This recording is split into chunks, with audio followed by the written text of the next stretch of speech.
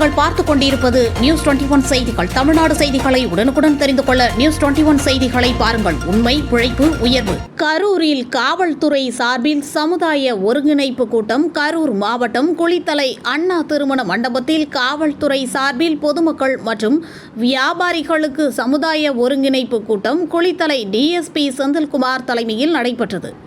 மேலும் குளித்தலை இன்ஸ்பெக்டர் உதயகுமார், அனைத்து மகளிர் இன்ஸ்பெக்டர் கலைவாணி ஆகியோர் முன்னிலை வகித்தனர்.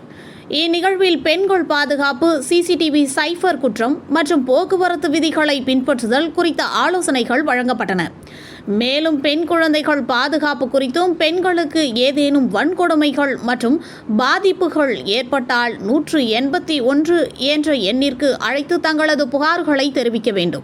இந்நிகழ்வில் குளித்தலை நகராட்சி கவுன்சிலர்கள், வியாபாரிகள் மற்றும் பொதுமக்கள் என பலர் கலந்து கொண்டனர். நியூஸ் 21 செய்திகளுக்காக கரூர் மாவட்ட செய்தியாளர் சதீஷ்.